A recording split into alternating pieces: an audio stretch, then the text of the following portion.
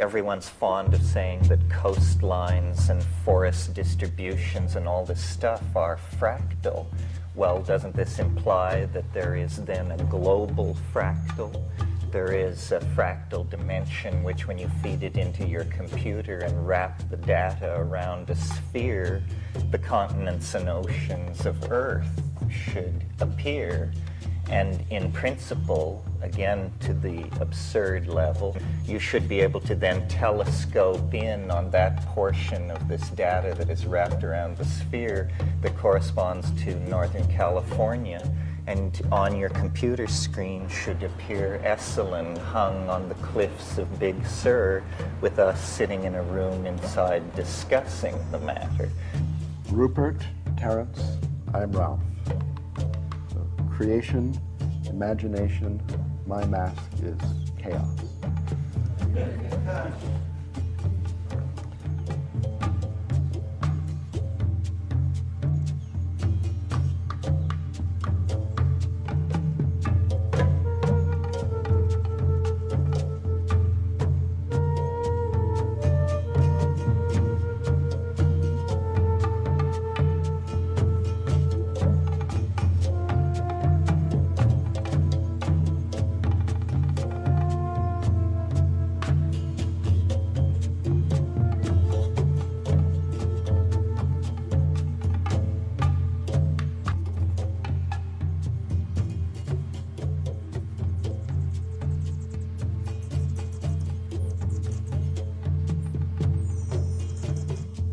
In my early LSD experiences, I seemed to see motifs and structures that gave me an interest in Tibetan Buddhism. And I went to India with the intent of studying the Tibetan language, and quickly found that the whole thing was just overwhelming, and that I was just, a human atom in the sea of India, and that the notion of encompassing or understanding what this was clearly the task of a lifetime.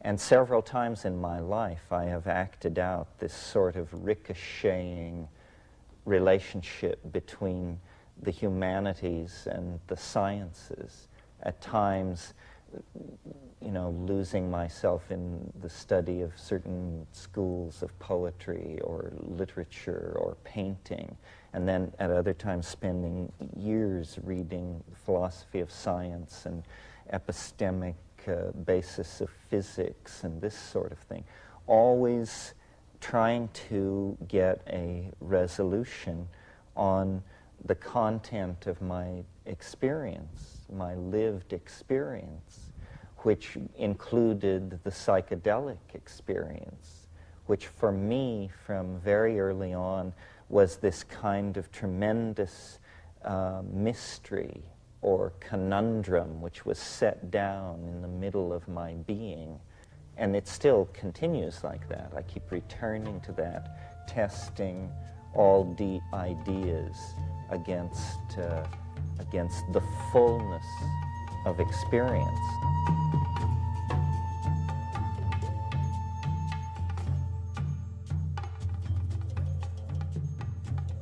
The main difference between our world and the world that science tells us we're living in is that science denies the quirky, freaky, cosmic giggle, high-plottedness, completely improbable, totally quirky humor that binds everything together and that makes it something other than an engine in which atoms blindly run, in Whitehead's phrase.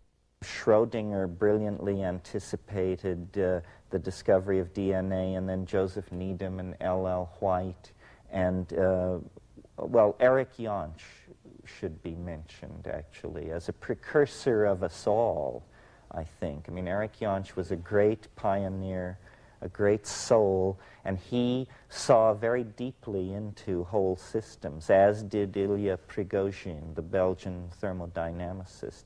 And I think a lot of all of what we're doing comes out of that. What Prigozhin showed that just brought down the house was that there could be perturbations of physical systems that were unpredictable and that would cause the whole system to actually move to a more ordered state than the initial state. And this perturbation to higher states of order looks suspiciously like a violation of the supposedly inviolate second law of thermodynamics. So that looks, you know, like a doorway into an energetic hyperspace.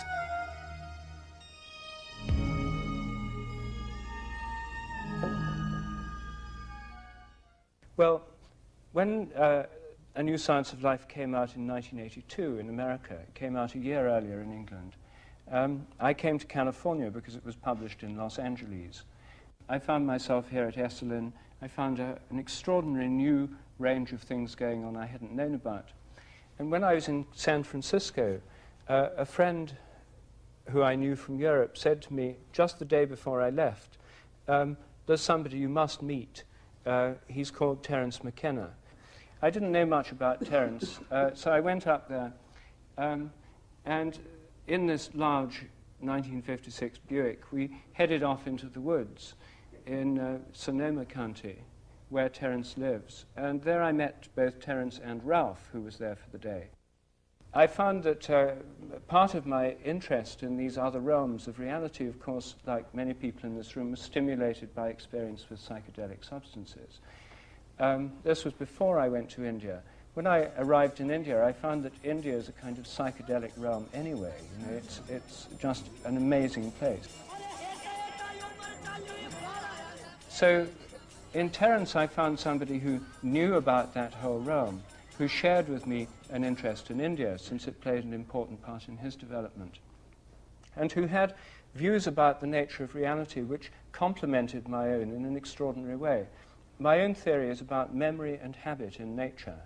Terence, I found, had developed a theory about novelty and creativity in nature, a theory about the quality of time and the creative process as it is related to the ongoing flux of events.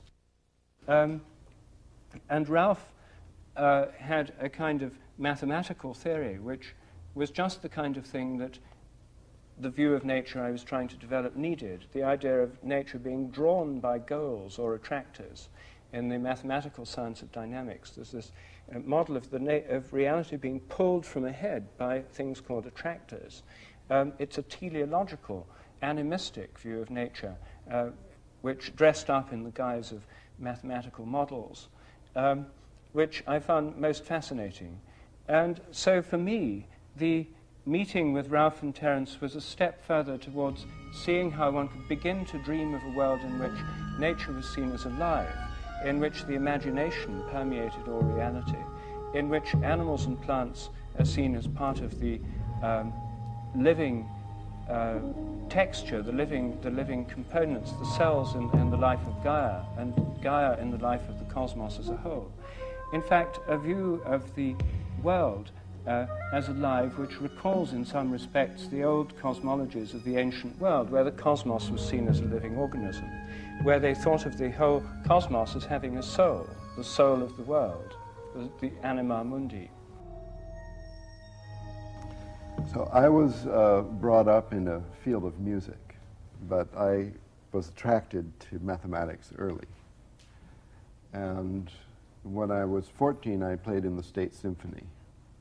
After that, I started in mathematics, and I became a professor at Berkeley when I was 23. I had an easy way in mathematics, and the way the system works, the carpet is unrolled in front of you. You know, you have a few choices, but basically before you even know what's happening, the carpet is unrolled, and you're down the runnel into whatever you can do that's useful to the system.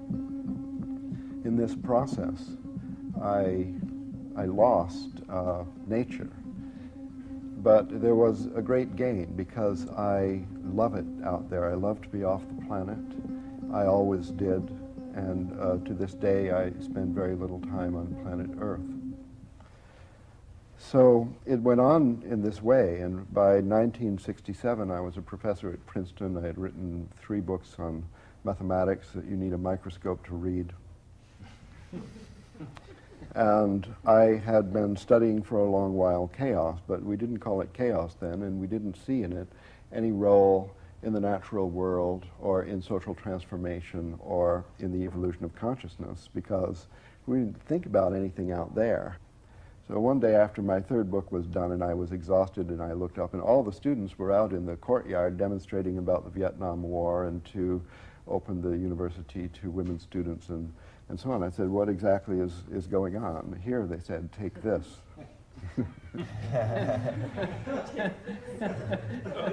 And so, like many people in that year or around that time, in 1967, my career had a bifurcation.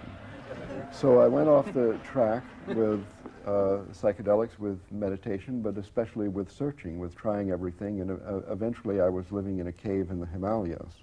And when I returned to California, I was standing on a street corner in Santa Cruz in white pajamas, and a car stopped. An old friend from a previous lifetime said, "There's somebody you have to meet. Get in the car." I had nothing to do. It sounded okay, and in that time, I believed that everything goes perfectly. You just go along with the flow, as they said. I didn't know it would be a 2-hour drive. So I got in the car. There was the 2-hour drive to Berkeley, and I was literally dumped out of the car on Terence's front step. I never heard of Terence at that time, 1972. Mm-hmm. And I went in, and what happened then, I would still say, although we've had many wonderful talks and exciting, thrilling, and nutritious times in the meanwhile, that was quite a miraculous chat. Many subjects came up. How to grow mushrooms, outer space, I don't know, anything you could think of, all passed by in the course of an hour or two. In this way, we became friends, and this habit we had, this activity that we do, I mean, we never go for a hike or something like that. We sit in the evening and talk, and what happens is synergistic, miraculous growth, evolutionary. And in this revitalization of my work, and eventually the whole field of mathematics, my conversations with Terence, whereas I think we thought of them as just good fun, that they did have a really fundamental influence on everything I've done since. So fun, or I would say fun is insulting. I mean, thrilling because of going to the edge, going beyond the edge, having company there, finding things which you can bring back and they work, and become part of everything you're doing. So it's opened up these complex phenomenon characterized by chaotic, irregular, that is to say, not well ordered in the previous paradigm of space-time structure. For example, relationships among people, the states and change of states of society, the whole process. The intimations of mysticism, the intimation of a possibility of transcendence is all firmly grounded. We just have to now, it's almost as though mathematics is the extreme cutting edge of human understanding. How can we quickly export these new understandings that release us from a need for closure, that free us from an either-or universe? How can we quickly export these models from the realm of research mathematics into the realm of daily life?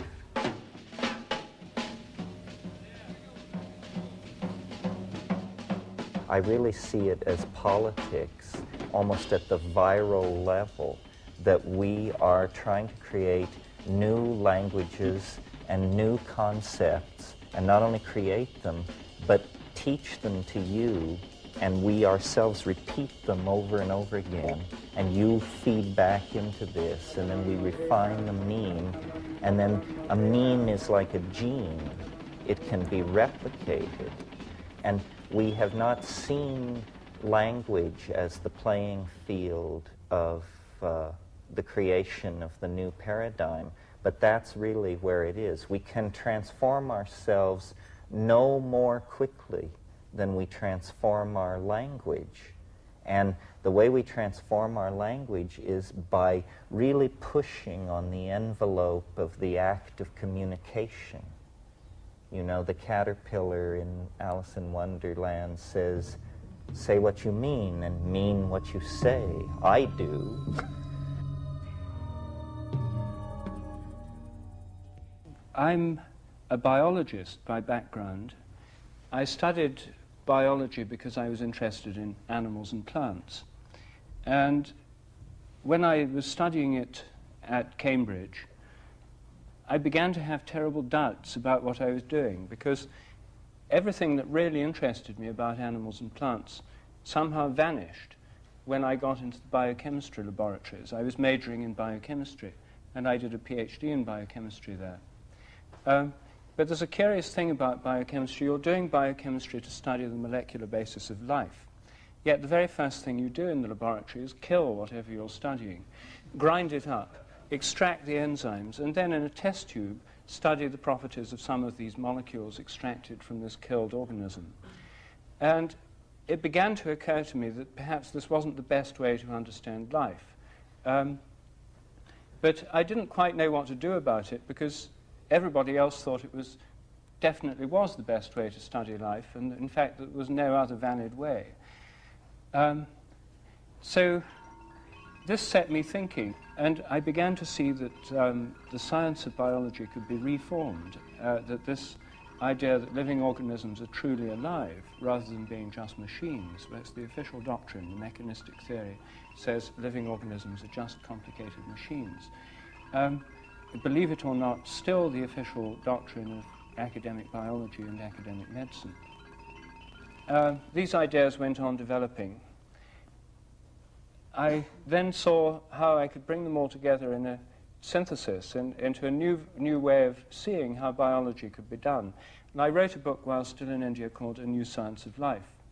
In it, the basic idea I'm suggesting is that there's a kind of inherent memory in all kinds of animals and plants. Each species has its own collective memory. So each member of the species draws on this collective memory and in turn contributes to it. The instincts of animals, for example, the behavior of cuckoos, the spinning of webs by spiders, are like a memory, a habit of the species. This inheritance takes place by the process I call morphic resonance, by a kind of invisible, intangible memory, a kind of resonance between present and past organisms of the same kind. The same theory helps explain how our own memory works, by a resonance between our own past and our present states. It leads to the idea that our memories aren't stored in our brains, but that we're tuning into them by this process of morphic resonance. Rupert's notions revision causality. That means induct you into an entirely new way in which things happen. And this is, after all, where we're all spending a lot of our time. The models that Ralph is working with show that the world is not an engine running down toward a heat death, but a tremendous kaleidoscope of unpredictable, creative, open-ended activity on every level. I mean, it's really a dazzlingly kaleidoscopic vision. It's like a Sufi hierophany or something, but we're seeing it on the screens of computer simulations of this mathematical domain that is also the neural domain, that is also the social domain, that is also the ecoplanetary domain. This is not error. This is not mysticism. This is the real facts of how it is, how the world fits together. It fits together through the infusion of its invisible soul.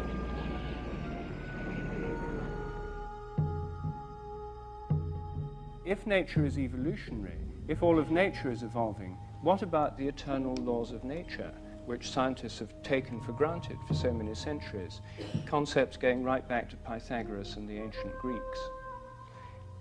Were all the laws of nature there before the Big Bang? Well, if they were there before the Big Bang, where could they possibly be? There was nowhere to be, there was no universe.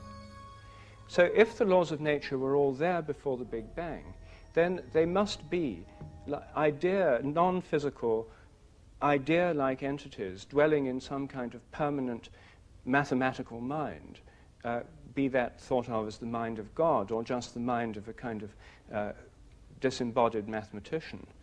They were thought to be permanent and all there before the universe. This assumption is still held by most of our modern cosmologists. It's something that physicists have not yet begun to question seriously. But as you can see, it's like an idea that's had the carpet taken from under it. It's sort of hanging over an abyss. Because there's no real reason why we should assume the laws of nature are permanent in an evolving universe. If the universe is evolving, then the laws of nature could be evolving as well. And in fact, the very idea of the laws of nature may not be appropriate. It may be better to think of the habits of nature evolving. The Big Bang is like the cracking of the cosmic egg. That's its mythological correlate, the notion of the ancient mythological idea of the cosmos beginning through the hatching or the cracking of an egg, followed by the growth of the organism that comes out. It's an embryological metaphor. And we now have a kind of developmental model of the whole universe. It's like a developing organism. It's not like a machine at all anymore. The universe is a growing, developing organism, which is differentiating within itself, forming new forms and patterns, an evolutionary process that on Earth has given rise to all the forms of animal and plant life, all the different kinds of microbes, to ourselves, and to the many and varied forms of human culture. A theory of evolutionary habits demands a theory of evolutionary creativity.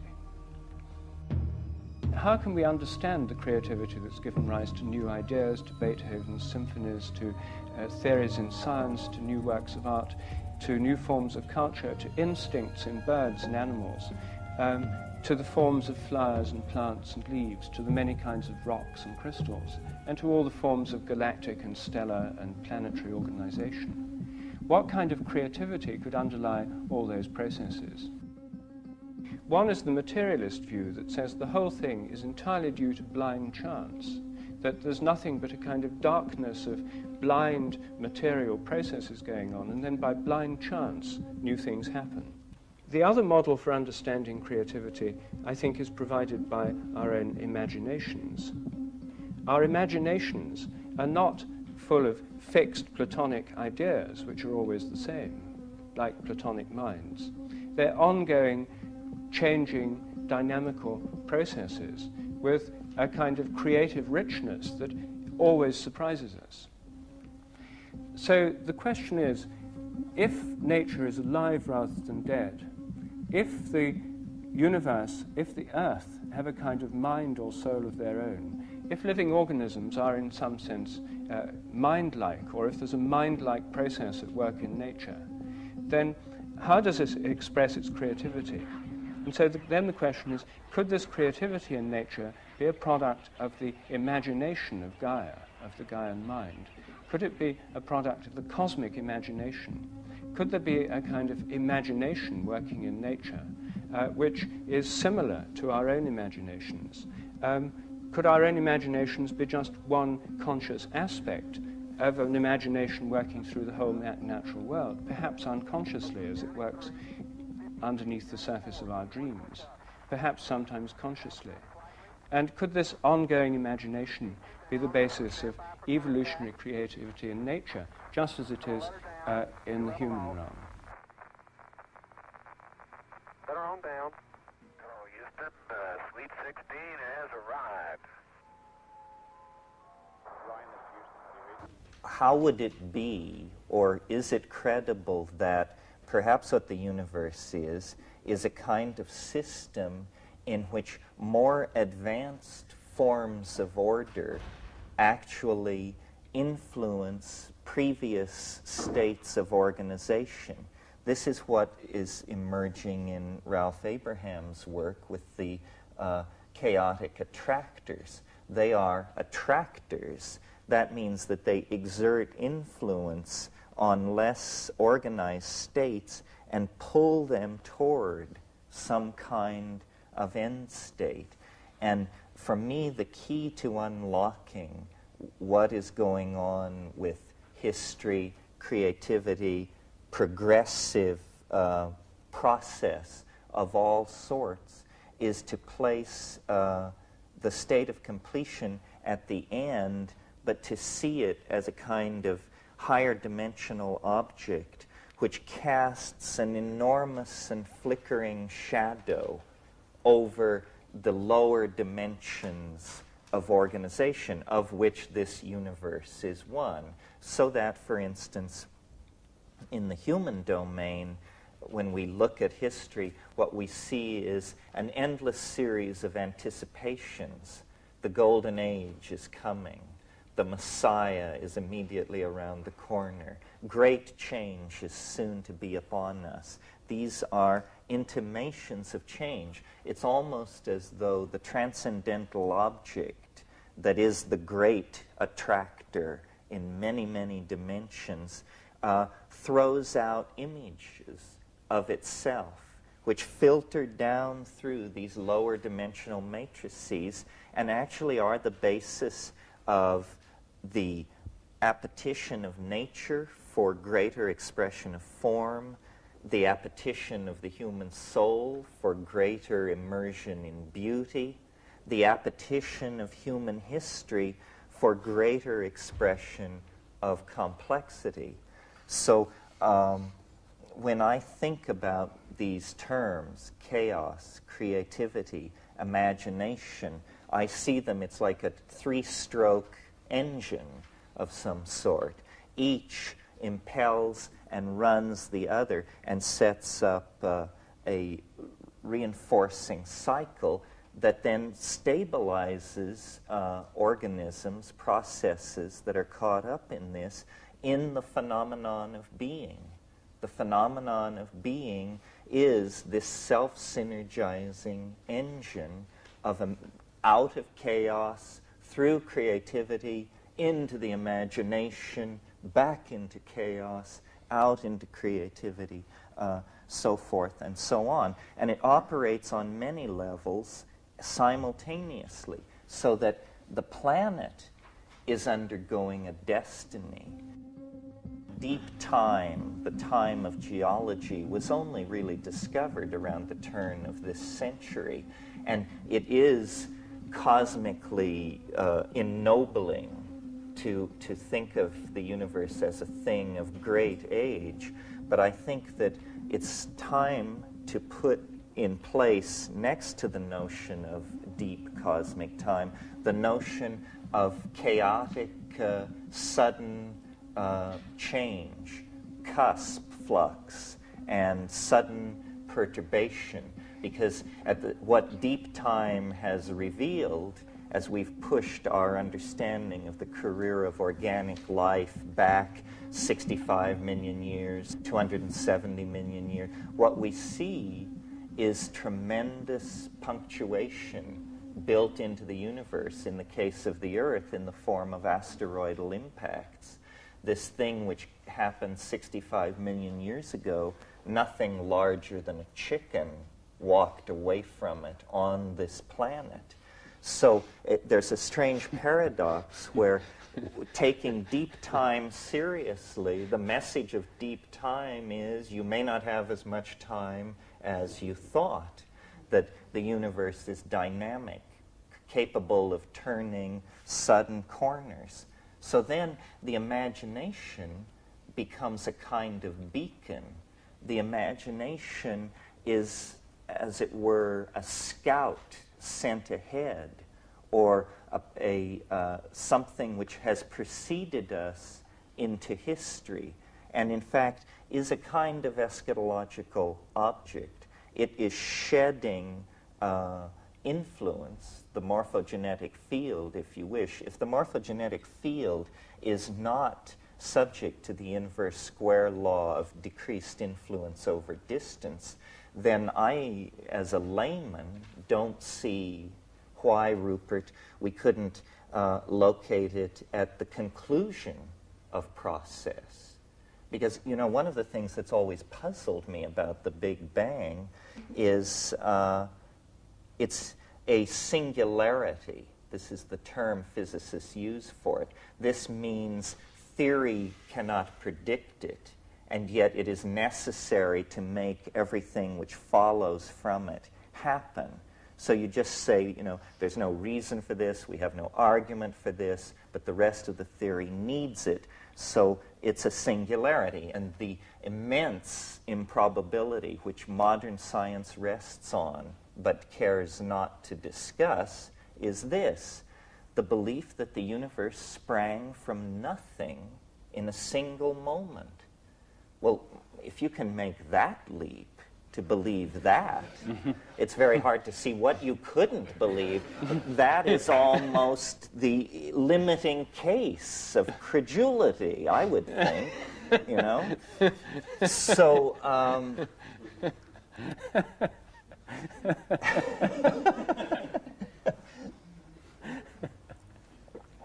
so in order to say of the phenomenon, I would propose a different idea, that I think it is eminently reasonable, and it is that as the complexity of a system increases, so too does the likelihood of its generating a singularity or an unpredictable perturbation.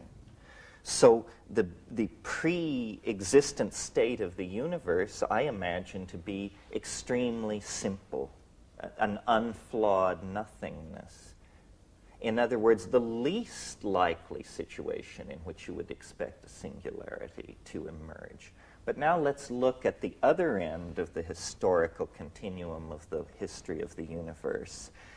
Let's look at the world we are living in, which is full of 106 elements, tremendous gradients of energy ranging from what's going on inside pulsars and quasars to what is going on inside viruses and cells, tremendous organizational capacity at the atomic level, at the molecular level, at the level of molecular polymerization, at the level of membranes and gels, at the level of cells and organelles, organisms, societies, so forth and so on. In other words, the universe at this moment is a tremendously complicated, integrated, multi-leveled, dynamic thing, and every passing moment it becomes more so.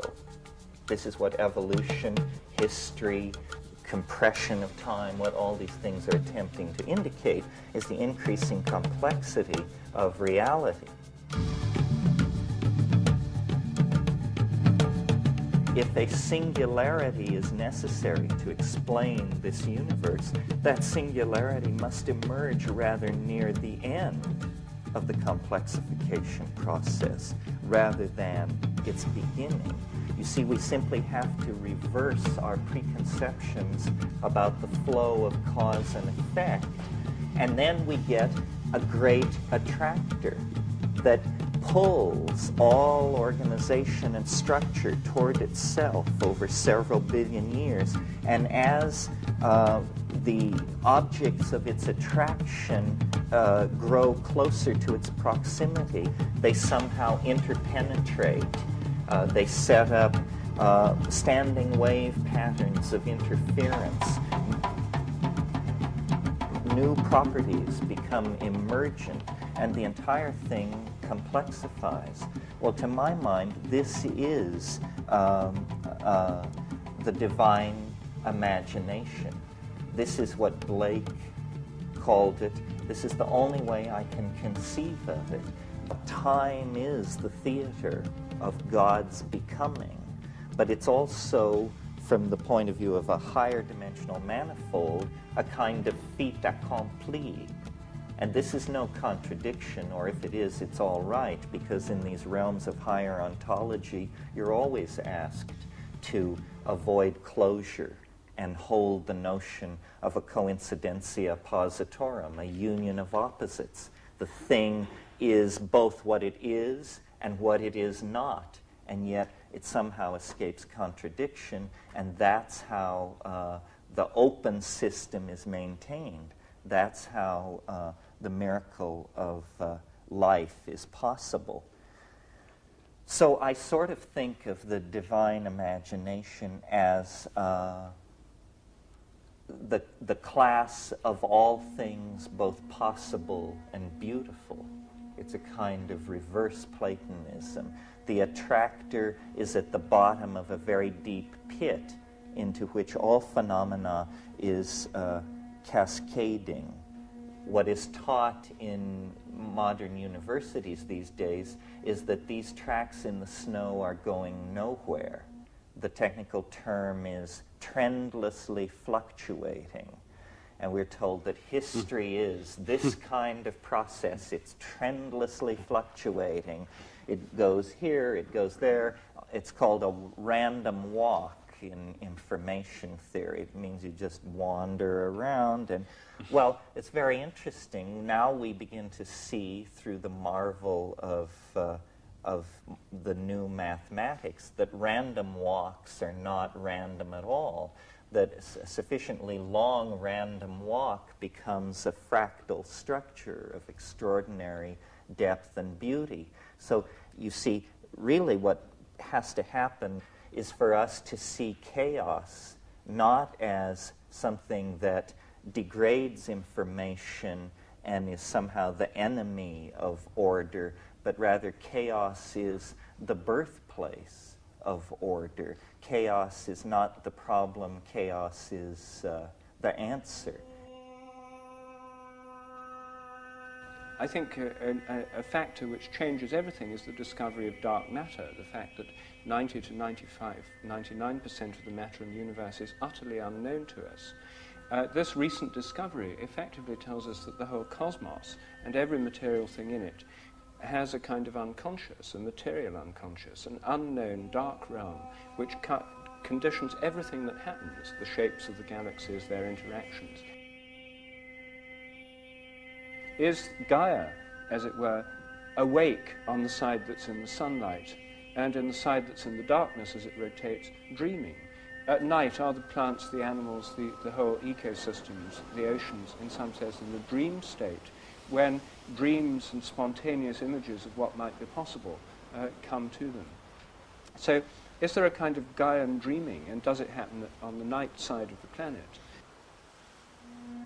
What would the Gaian mind feel like? What form would a Gaian dream take, or what form would a Gaian psychedelic experience take? The psychedelic experience, it's preposterous to attempt to analyze it in terms of human motivation at its intense levels. It seems rather to be an ontological reality of its own that the human being has simply been privileged to briefly observe. But it says no more, your deep psychedelic experiences say no more about your personality than that the continent of Africa is making a statement about your personality. They are, in fact, independent objects. To my mind, the divine imagination, or the imagination, is the source of all creativity in our dreams, in our psychedelic experiences, in the jungles, in the currents of the ocean, in the organization of protozoan and microbial life. Wherever there is large-scale integration, rather than simply raw physics, but integration of laws of physics, integration of properties of membranes and electrophoresis and this sort of thing. It is the creative principle.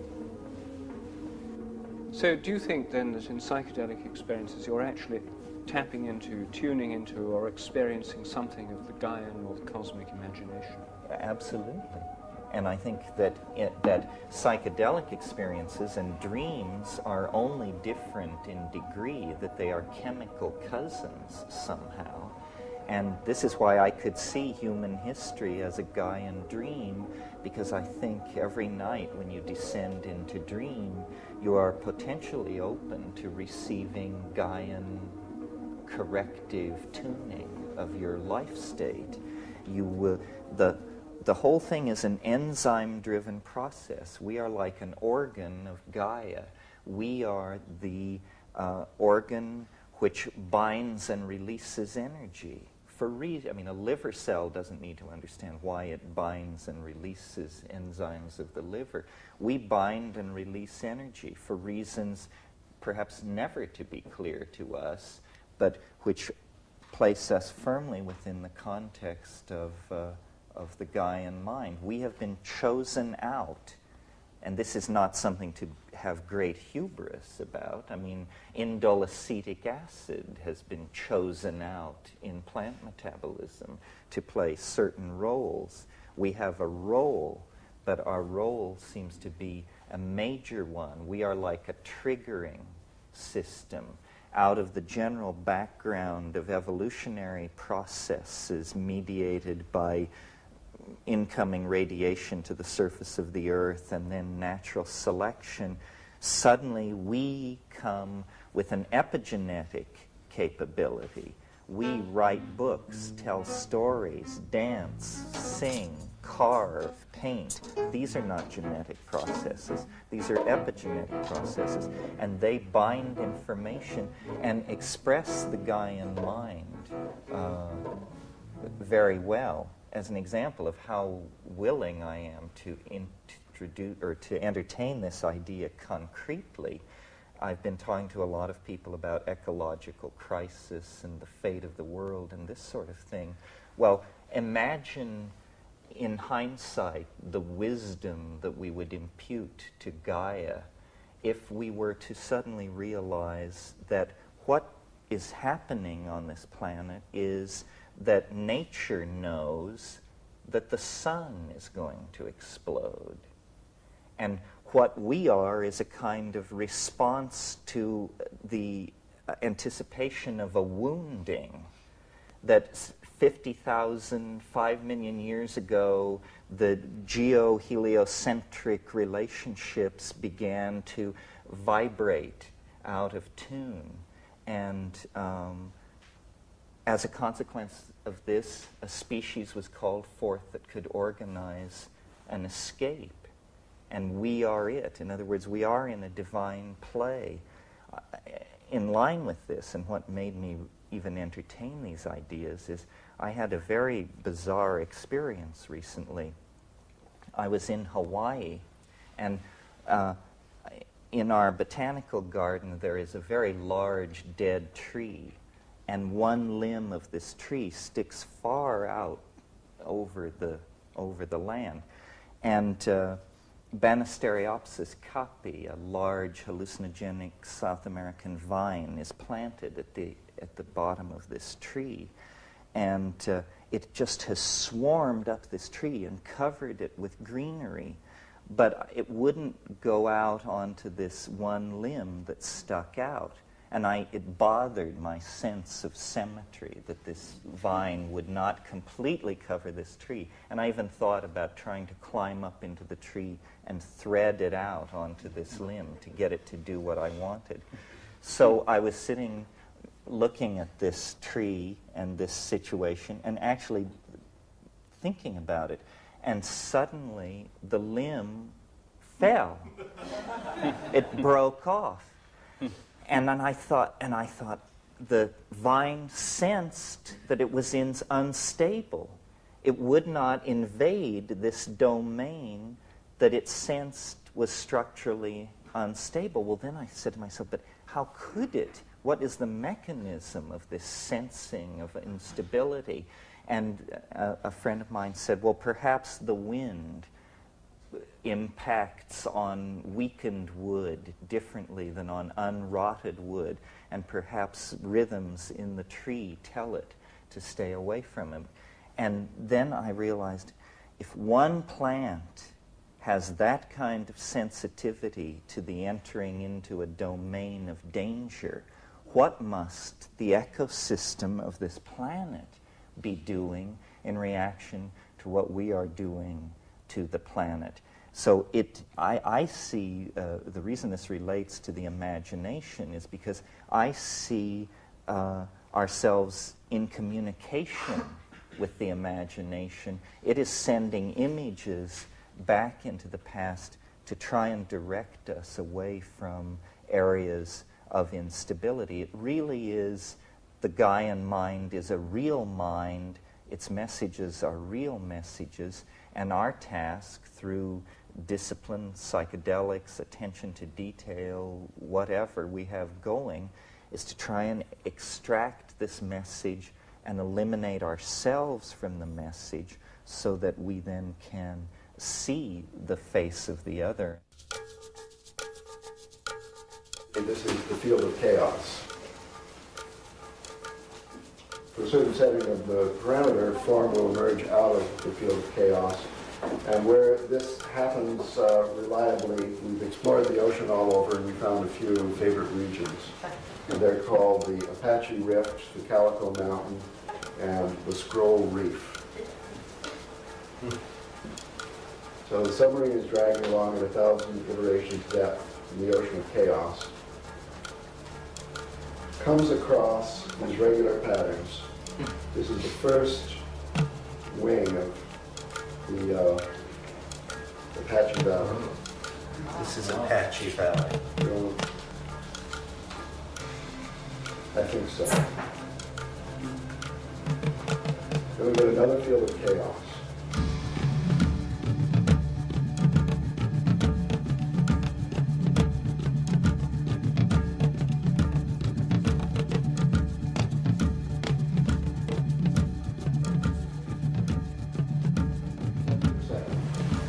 This is Calico Mountain. See, these are just snapshots of different starting positions, if you like. Later on, we drill a deep hole in this area and all the other interesting areas. Why does it have this quaternary structure? That is the question. This is a scroll reef.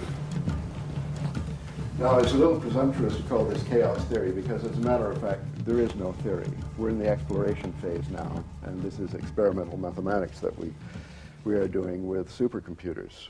This video was made out of these simplest possible dynamical systems called the logistic equation. And it just produces a series. It's very similar to a dripping faucet. So you could just as well imagine that we have 16,000 dripping faucets in an array of 128 by 128. And the time between drops is represented as a color on the screen. Now, do you think that if you had 16,000 dripping faucets, you could get out of them a pattern like Calico Mountain? It relates to waterfalls, for example, when the spray comes off the waterfall. And here's another example of a chaotic system. Could you write some equations and obtain a computer program that simulated the spray from a waterfall? I doubt it. And from this totally chaotic data, viewed in this particular way, which is called chaoscopy, you get these points in the planes that if the data was really random, the dots would be all over the plane. Instead, they lie on a curve, a smooth curve. And that is called the chaotic attractor. Well, it happens. I mean, there's a lot of theory behind this, enough to suggest that it's not some kind of artifact. No matter what kind of artifact it is, it's an interesting artifact. And I guess I'd like to call this a mathematical law. It has to do with the emergence of form from a field of chaos. We don't know what else to call it. It's not a mathematical law that was known to Pythagoras. And I don't know if it was always there since the beginning of time, long before the Big Bang, or if it just emerged into the evolving field of the Gaian mind through the fact that computers make it visible. I mean, I don't know, but the theory can tell you certain transformations you'll expect and others not. For example, Terence had pointed to the punctual aspect of evolution, that many transformations are saltatory, they are catastrophic, they are abrupt. As, for example, in the emergence of form, as, for example, in the Neolithic Revolution, as, for example, in the crystallization of the planets. As the temperature drops in the developing universe, according to standard models, more and more form comes into being. First you get atoms, then stars and galaxies condense, then you get solar systems, and through the cooling of matter you can get planets. The planets are the cooled remnants of exploding stars. The elements in us and in our planets are stardust, formed from supernovae. One way of looking at this is to see the expansion and cooling process, and indeed the flow of events as being, thinking of it in terms of the flux of energy. And one of the great unifying concepts of 19th century physics is a unified conception of energy. Now, it's not entirely clear what energy is. Energy, in some sense, is the principle of change. The more there is, the more change that can be brought about. It's, in a sense, a causative principle. And it's a causative principle which exists in a process. In this process, the energetic flux of the universe underlies time, change, becoming, and the flux process itself seems to have an inherent indeterminism to it. This flux process, the universal flux, is organized into forms by fields. Matter is now thought of as energy bound within fields, the quantum matter fields and the fields of molecules and so on. And I think there are many of these organizing fields, the morphic fields. And nature is the theatre of these habitual fields organizing the indeterminate flux of energy. And the fields themselves, by having this energy within them, have this indeterminate quality too. So even organized systems of a high level of complexity still have this probabilistic quality. The fields that organize this energy to give rise to material and physical forms are themselves probabilistic. Chaos is never eliminated. There's always this indeterminism or spontaneity at all levels of organization. So there's a formative principle, which is the fields, and there's an energetic principle, which I think has the chaos inherent in it. It's a kind of change, which left as pure change would be chaos. One way of thinking of these is in terms of the Indian notion of Shakti as the energy indeterminate principle, and Shiva as the formative principle, working together in a kind of tantric union to give the world that we know. All creation begins in chaos, progresses in chaos, and ends in chaos. And in Hesiod, this word chaos appears in a piece called Theogony, which is a theogony, that is to say, more or less a creation tale, but the stories of the creation of the gods and goddesses one by one. Well, they're not gods and goddesses, really. They're abstract principles. And the three main ones are Chaos, Gaia, and Eros. And they're the most abstract, earliest proto-concepts of sky, earth, and the creative tension in between. Now, the meaning of chaos, the first time the word appeared in literature, has got nothing whatsoever, apparently, superficially, to do with what we mean by chaos in the English language and in ordinary life. It meant only, to Hesiod, according to the lexicon, the gaping void left, sort of the gaping void between heaven and earth, out of which the creation came. So creation out of chaos, yes, but the chaos did not mean disorder or anything negative. It only meant this gaping void.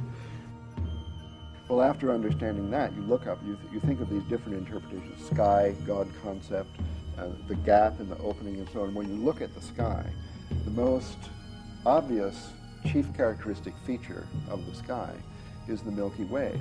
And it does appear as a kind of a gap between this and that. The royal road of the gods traveling between the underworld and the overworld. Understanding that, you can then connect the word with an earlier word, concept, or god or goddess, meaning the same thing as what you visually see represented in the Milky Way itself. And that is, in one of its most popular representations, Tiamat, the goddess of chaos, from Enuma Elish, the creation poem, the greatest epic poem of Babylonian literature, discovered in the library of Ashurbanipal at Nineveh. Recent discovery. There was this story of the origin of the gods and the creation of the world by Tiamat and Apsu, the god and goddess of chaos, who lived in the water, one more sweet water and the other salt water. And they created then the whole pantheon and the whole world and so on. But eventually along came Marduk, Marduk was a younger generation of gods, in the next generation. And there was a conflict between the older and the younger gods over how the world ought to be run. And apparently this conflict was taking place in the form of a social transformation, a transformation represented in the mythological by the demotion of Apsu and Tiamat from the pantheon of Babylon, the city Babylon, and the replacement by Marduk, eventually became the god, Mr. Big of Babylon, around 2000 BC, coinciding with the sweep of patriarchy over that city, propelled on a new type of war chariot with spoked wheels instead of solid wheels. Am I digressing too much? No, you've reached the wheel. Well, I've reached the spoke wheel and its association with, is this accidental? I don't know, with the patriarchy.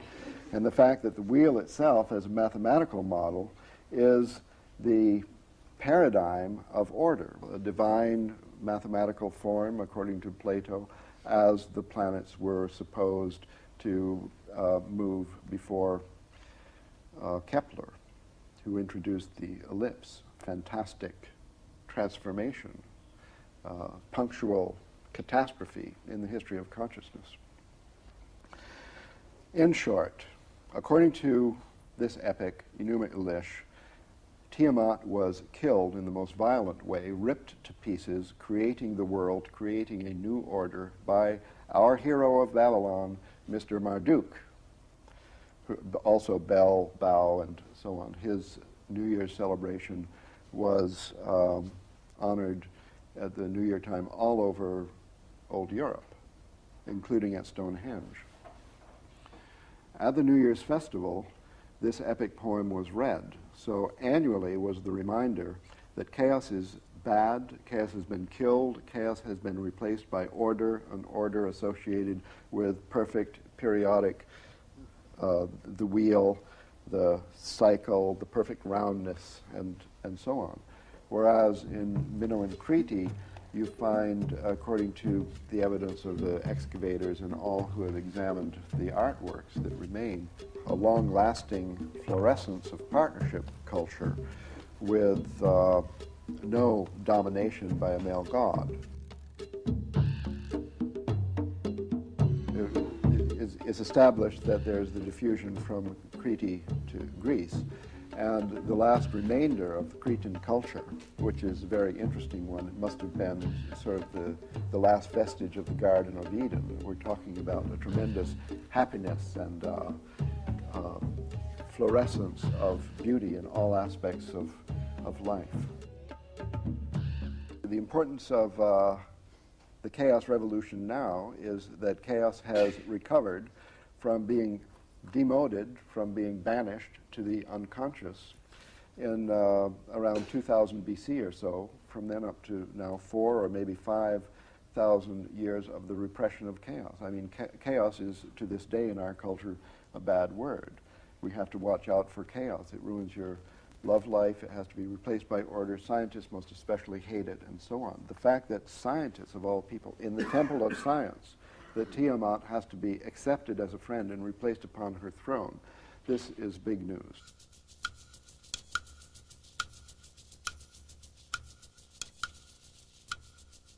I believe that the importance of the psychedelics is primary here, and that it doesn't simply have to do with the fact that they synergize cognition, which they do, and the synthetics as well as the natural ones. But it's deeper than that.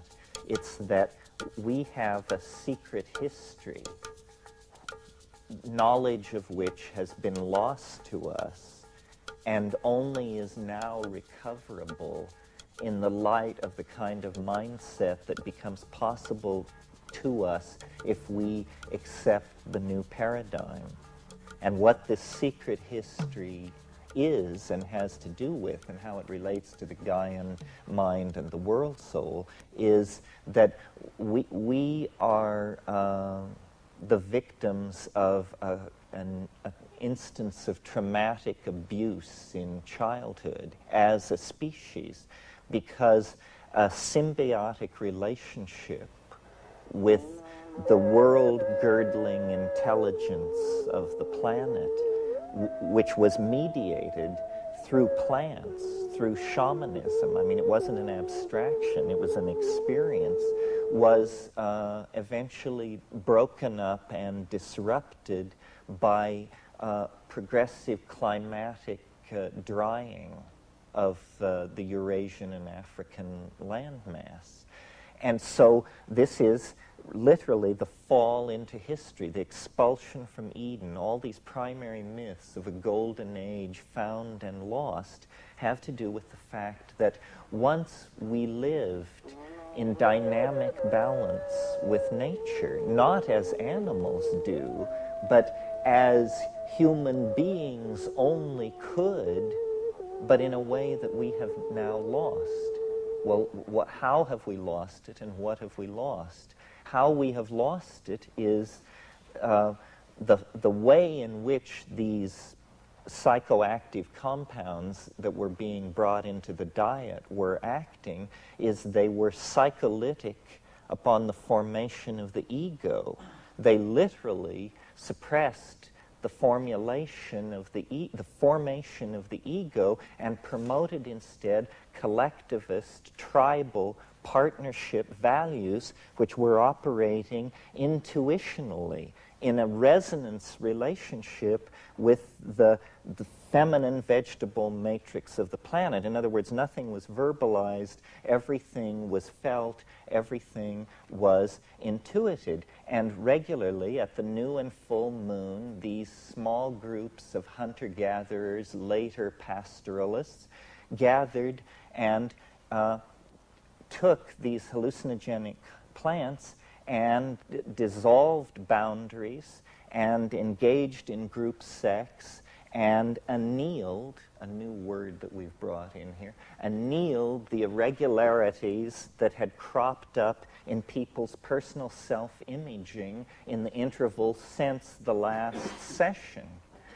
And this kept everything grounded on the plane of that which is important, i.e. the values of the group, of the species, of dynamic balance with the ecosystem, and so forth and so on. Well, when this was disrupted and the supplies of these plants were diminished and new religious forms arose and the time between the great festivals grew longer and longer, the ego begins to take hold, first as a kind of cancerous aberration, but then quickly becoming a new style of behavior, which quickly then eliminates all other styles of behavior by suppressing access to the chaos. And this is the point I want to make, that there is between the ego and full understanding of reality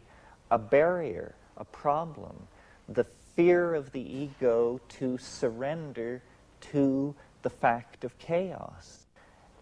Chaos is what we have lost touch with. This is why it has been given a bad name, because it is feared by the dominant archetype of our world, which is the ego, which clenches because its existence is defined in terms of control. And the furious modeling process, and this will now sound like a knock on modeling, the furious modeling process that the ego endlessly carries out is an effort to fight the absence of closure. The ego wants closure. It wants a complete explanation. The beginning of wisdom, I believe, is the ability to accept an inherent messiness in your explanation of what's going on, because nowhere is it writ that human minds should be able to give a full accounting of creation in all dimensions and on all levels. You know, Wittgenstein had this idea that philosophy should be what he called true enough. And I think that's a great idea. Let's just make it true enough, because that's as true as it can be gotten. Well, so the imagination is chaos.